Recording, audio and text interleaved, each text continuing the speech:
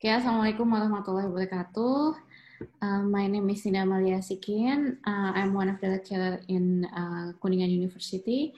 Now I with my team are going to present the presentation. The paper entitled The Implementation of Technology-Enabled Seamless Language Learning in Teaching Descriptive Text. Well, in this occasion, the presentation will be divided into two parts. The first presenter will be Miss Yuniarti and me as the second presenter. In order to make the time more effective, I'm going to invite Miss Yuniarti to deliver the first presentation. The time is yours, Miss. Okay, Assalamualaikum warahmatullahi wabarakatuh. So here, I'd like to explain about the introduction, methodology, and a part of the result and discussion. Okay, in terms of introduction, it's about the reason why we decided to do this research to implement technology-enabled seamless language learning in the classroom. First, it's because for technology or the use of digital technology is quite common for university students. Now university students tend to be tech savvy, so they can use any kind of things that related to technology. And then, but in the classroom, especially for producing the language, for practicing English language in the classroom, they seem still reluctant. So Floris and Renandia give a solution that why don't we combine digital technology for teaching and learning process to help the student and to create the positive environment and reducing student anxiety level in the classroom. Especially now it's in the pandemic era, we learn all of the class are online class. So that's why we try to implement technology-enabled seamless language learning model. It's to maximize the second language learning or the foreign language learning application by combining technology like computer program and smartphone application in the classroom. And English is one of the compulsory subject in the university, and descriptive and narrative texts are the thing that we learn in the classroom. And we decide to choose descriptive because it seems easy to make descriptive text, but it's actually difficult. Okay, the methodology that we use in the classroom in this research is first triangulation mixed method. So it means that we use quantitative and qualitative analysis, and both method has the same portion to answer the research question, and we involve about 6 classes from different faculty in Universitas Kuningan. And the data were collected through tests, pre-test and post-test for quantitative, and field notes and documents like students writing products for qualitative analysis. And the result, first, it's about the implementation of TESOLs in making descriptive writing. First, the process started with pre-test, and we give the students a picture that the title is queuing in the cinema, and we ask them to write a free writing describing the picture. And then after that, the treatment started with a treatment given in the several meetings, started with giving the students the explanation about descriptive text, like the aim, the tips and tricks, and then the literary devices of descriptive writing. But we do not explain about the grammar to them.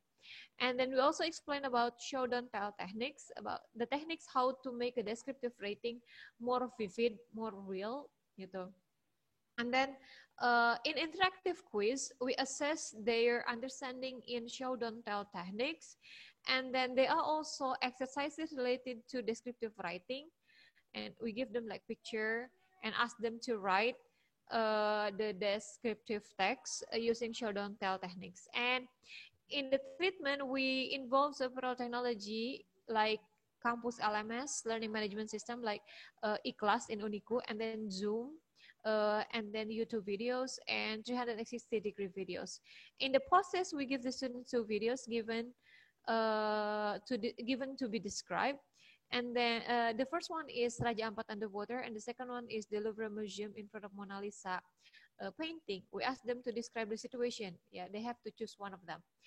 And then the result of discussion related to the quantitative result from the table, we can see here that the mean post-test score in every classes are higher than the pre-test scores. And then the standard deviation of both tests also different. Every class here in post-test score are higher than pre-test scores in terms of standard deviation. So rough conclusion, we can conclude that there is an effect of implementing TESL model to the students' descriptive writing skill. And then the result of t-test, we can see here from the t-test table, there are two cases. The case number 1, class 1, 2, 5, and 6, the significant score are below the score of the significant level, below 0.05. So it means that HO is rejected, that there is a significant effect to the implementation of the model. And case 2, class 3 and 4 score are above score of significant. So HO is accepted. There is no significant effect. But from the mean score from class 3 and 4, there are improvement. Also, it's a light. Also, although it's only a slight improvement. So we can conclude from this result that there is a significant effect of implementing TESL model to the students' descriptive writing skill. That's quantitatively. Qualitatively will be explained by Ms. Nida. Okay, thank you, Ms. Yuniati. Well, actually, in qualitative analysis, we found there are two major students are classified in this research. The first one is students who can write longer, whether it is a sentence or paragraphs, they can write longer than in the pre-test. This is one of the example. Students writing. In this case, the students want to tell the reader that the explosion is very dangerous. But this kind of example is still in telling mode, because in this text, the students directly tell the situation. Okay, and the next types of students are the students who tried to use their 5 senses and then try to use their figurative language ability to show their descriptive text, not telling. This is one of the example.